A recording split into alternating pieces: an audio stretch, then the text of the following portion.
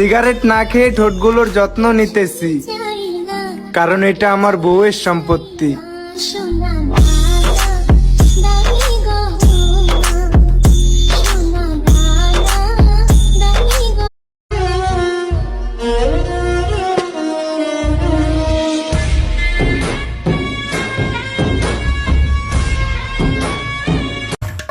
দুপুরবেলা কারেন্ট গেলে সহ্য কি আর হয়?